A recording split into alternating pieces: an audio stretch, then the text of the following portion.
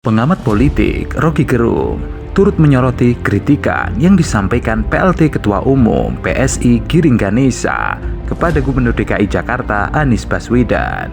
Menurut Rocky, kritik Giring itu mungkin sebagai upaya menjegal Anies Baswedan agar tidak bisa maju di 2024. Tetapi itu tidak akan banyak berpengaruh kepada Anies Baswedan. Tapi Pak, bila kelak skenario buruk terjadi dan kandidat yang punya rekam jejak politisasi agama itu menang pilpres, Pak, PSI siap menjadi oposisi sebagaimana yang telah kami buktikan di Jakarta hari ini. PSI, saya Haji Giring Ganesa Djumario, Ketua Umum Partai Solidaritas Indonesia, bersama seluruh pengurus, kader, dan anggota legislatif PSI, siap bekerja keras meloloskan PSI ke Parlemen Pusat. PSI akan berlipat ganda. Kita antarkan kader-kader terbaik kita duduk di kursi-kursi legislatif dan eksekutif. Saya pastikan PSI akan terus hadir kerja untuk rakyat, dan kita melanjutkan apa yang dibangun Bapak Jokowi. Giring berusaha mengupayakan supaya Anies Baswedan tidak bisa tampil dalam persaingan politik nanti. Tetapi problemnya siapa? Kalau tidak memilih Anies Baswedan, terus siapa lagi? Kecuali PSI punya penantang di situ, maka bisa berbicara begitu. Nah, tetapi yang menarik itu serangan dari PSI. Ini PSI ini kelihatannya memang sudah, kalau ini kan tadi Anda ngomong musuh bebuyutan, ini juga musuh bebuyutan dengan Anies gitu. Jadi apapun yang dilakukan oleh Anies pasti salah aja di mata dari PSI. Iya, itu ya pasti diupayakan agar supaya Anies nggak tampil dalam persaingan politik nanti. Tapi problemnya siapa? Kalau nggak ada yang mau milih Anies, terus milih siapa itu? Kan kecuali PSI punya penantang di situ tuh, maka boleh bicara. Elektabilitas Anies itu di atas. Nah, mau ngapain PSI itu? Cemburu ya cemburu aja. Lain kalau PSI bilang tuh, jangan pilih Anies karena kita punya calon. Dia sendiri nggak bisa tunjukkan calon, karena dia pasti nebeng aja kan di ujung nanti. Bisa juga nanti di ujungnya akhirnya dia nebeng ke Anies tuh kan. Kan ini ya kita tahu PSI butuh panggung ya, nyebut hal yang kontroversi. Tetapi terlihat bahwa memang ada upaya untuk menjegal Anies. Anies dijegal sampai skornya tinggal 1% misalnya, itu juga nggak ada soal, karena yang lain juga di bawah itu nanti kalau diserang kan. Ganjar pasti juga kalau diserang langsung jatuh elektabilitasnya. Jadi dan bahkan di bawah Anies itu, demikian juga Puan. Jadi nggak ada gunanya sebetulnya PSI, tapi sebagai faktor dia nggak berguna karena itu partai sacetan juga, itu partai dan nggak ada poin sebetulnya dalam politik nasional. Ya. Jadi non faktor lah ini sebenarnya ya. Iya, bisa diabaikan. Kalau dalam matematika dia 0,00 sekian, dia bisa diabaikan. Oke. Jadi nanti diganggu-ganggu dari panggung aja, tapi Anies sudah bawa bendera, mengelilingi lapangan, jadi percuma juga. Lain kalau Anies itu elektabilitasnya di bawah, itu ini justru akan menaikkan elektabilitas Anies. Karena ngapain sih ya anak kecil ganggu-ganggu orang dewasa.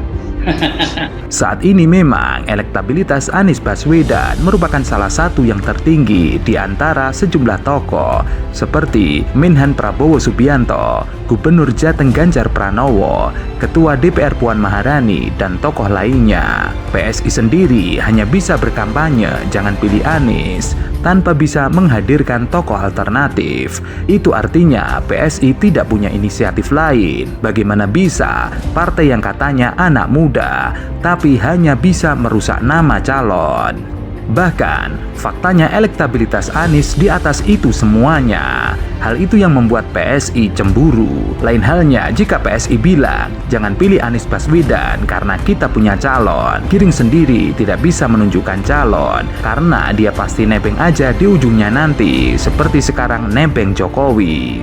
Rocky memahami Saat ini PSI tengah membutuhkan panggung untuk lebih dapat dikenal oleh masyarakat. Apalagi saat ini ada stigma bahwa PSI adalah partai lokal Jakarta. Maka PSI mencoba memunculkan isu yang kontroversial sehingga bisa dikenal masyarakat. Memang PSI butuh panggung.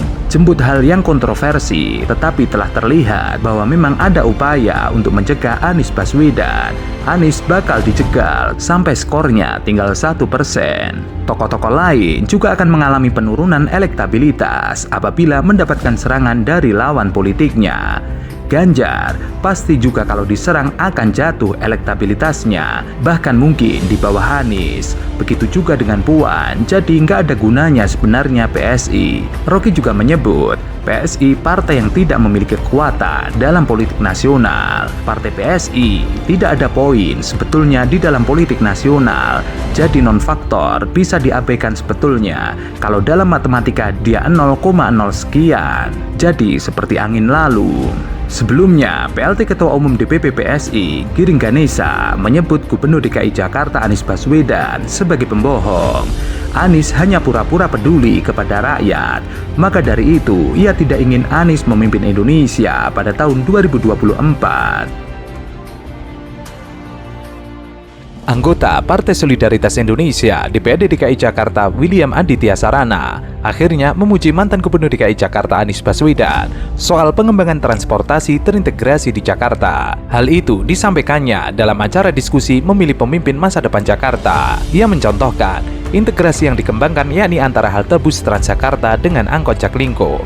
Selain itu, juga integrasi antara halte bus Transjakarta dengan stasiun moda raya transportasi. Dengan adanya keberhasilan yang dicapai oleh Anies Baswedan pada periode kepemimpinannya 2017-2022, William berharap nantinya pemimpin anyar DKI Jakarta bakal melanjutkan pengembangan transportasi yang terintegrasi. Menurutnya, salah satu indikator pemimpin Jakarta memang harus bisa melakukan pengembangan dalam sektor krusial tersebut. Integrasi ini perlu dikembangkan. Dari jangkauan transportasi, harus bisa mencapai tempat-tempat permukiman dan perumahan yang padat penduduk. Ia menekankan agar masyarakat memilih pemimpin yang mengerti masalah Jakarta, terutama persoalan kemacetan, kaitannya dengan pengelolaan transportasi di ibu kota, sehingga terus berprogres untuk melakukan percepatan.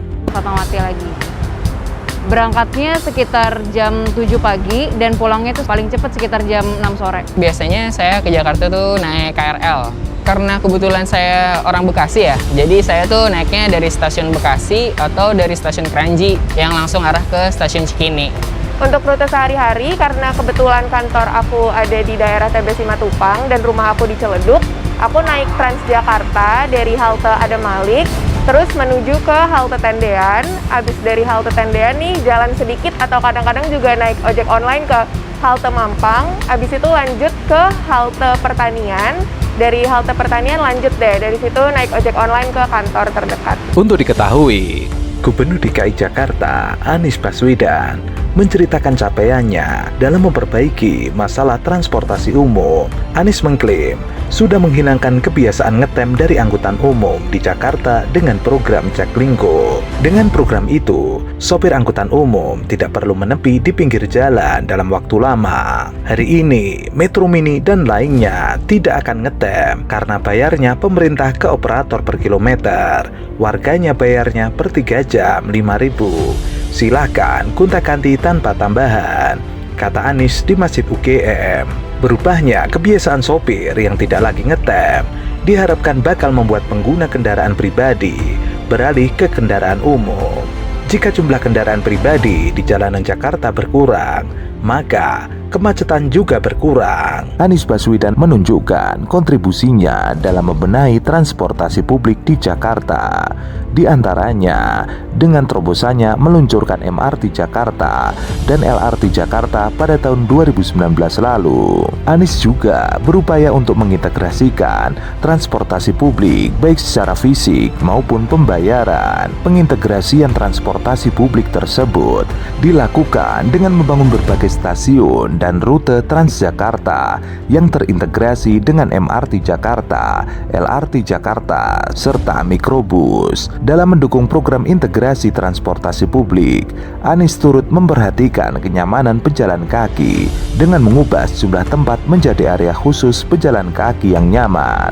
Terbukti dengan adanya sistem transportasi publik yang terintegrasi, jumlah penumpang transportasi publik di Jakarta berhasil mengalami peningkatan, salah satunya pada PT Transjakarta yang menuai sejarah baru dengan melayani sebanyak lebih dari 1 juta pelanggan per hari. PT Transjakarta kedepannya menargetkan untuk terus meningkatkan jumlah pelayanan armada bus, mulai dari bus rapid transit, non-BRT, dan bus mikrotrans. Untuk informasi, Gubernur DKI Jakarta Anies Baswedan masuk dalam daftar 21 pahlawan transportasi 2021 versi Transformative Urban Mobility Initiative. Selain Anies dan CEO Tesla Elon Musk yang menjadi pahlawan transportasi dari Amerika Serikat, Anies terpilih sebagai pahlawan transportasi dari Indonesia karena dinilai berkontribusi dalam pengembangan sistem transportasi yang berintegrasi dan inklusif di Jakarta. Kota ini bekerja mewujudkan tujuan bersama dalam membangun transportasi yang terjangkau dan inklusif bagi semua. Ada beberapa aspek yang disinggung Tumi sehingga Anies Baswedan dianugerahi penghargaan ini, yakni integrasi moda transportasi, jalur sepeda sepanjang 63 km, rencana operasional bus listrik, dan renovasi stasiun sehingga terhubung dengan stasiun moda transportasi lain. Berikut rinciannya. Pertama, jalur sepeda sepanjang 63 km. Anies Baswedan meresmikan jalur sepeda di ibu kota pada 21 September 2019. Pembangunan pertama dibagi atas 3 fase dengan total 63 km. Saat ini, jalur sepeda terbentang di sepanjang Jalan Fatmawati, Panglima Polim Sudirman, Jalan Tomang Raya, Kebonsiri, Matraman, Jatinegara, lalu Jalan Medan Merdeka, Tamrin, Imam Bonjol, Diponegoro, Proklamasi, Pramuka, dan Pemuda. Pembangunan jalur sepeda merupakan salah satu janji Anies Baswedan untuk warga Jakarta. Pemerintah DKI Jakarta menargetkan pembangunan jalur sepeda hingga 545 km. Jalur baru 200 km ditargetkan rampung pada 2022. Kedua, integrasi moda transportasi. Sejak 2018, Anies Baswedan meresmikan Jaklingko, sistem transportasi terintegrasi baik rute, fisik, maupun pembayaran. Integrasi ini melibatkan bus besar, medium, kecil, Transjakarta, dan transportasi berbasis rel yang dimiliki pemerintah DKI Jakarta, seperti MRT dan LRT. Sistem Jaklingko juga mengintegrasikan prasarana dengan PT KCI atau KRL dan railing kereta bandara yang dimiliki PT KAI. Contoh integrasi ini terlihat di kawasan Duku Atas, Jakarta Pusat. Di situ terdapat 4 moda transportasi publik yang terkoneksi secara fisik di jalur pedestrian terowongan, jalan kendal, dan trotoar yang didesain ramah bagi penyandang disabilitas. Integrasi moda, termasuk alat bayar ini juga melibatkan Kementerian Perhubungan, Kementerian BUMN, PT MRT Jakarta, PT Transjakarta, PT Jakarta Propertindo, dan PT MITJ. Mereka bisa melakukan kegiatan dengan 3-5 jenis kendaraan tanpa perlu memakai kartu yang berbeda-beda. Ketiga, bus listrik. Medio 2019, Anies Baswedan mencanangkan penggantian bus Transjakarta berbahan bakar gas dengan bus listrik. Rencana ini sekaligus dalam rangka mengurangi polusi udara di langit ibu kota. Anies mencanangkan program Langit Biru lewat penerbitan Instruksi Gubernur Nomor 66 Tahun 2019. Juli 2020, PT Transjakarta melakukan uji coba 2 bus listrik EV1 di rute layanan Blok M Balai Kota selama 3 bulan. Bus yang diuji coba yakni single tipe low entry tipe K9 dan bus medium tipe C6. Kedua bus ini memiliki daya baterai yang tahan lama dengan jarak tempuh diperkirakan mencapai 250 km sebelum baterainya harus diisi ulang dengan durasi pengecasan kurang dari 4 jam setiap harinya. PT Transjakarta menargetkan pengoperasian bus listrik secara bertahap pada pertengahan semester kedua tahun ini. Transjakarta akan bekerja sama dengan sejumlah operator angkutan umum untuk mencapai target ini. 4. Renovasi stasiun. PT Mass Rapid Transjakarta bekerja sama dengan PT Kereta Api Indonesia menata 4 stasiun KRL Jabodetabek.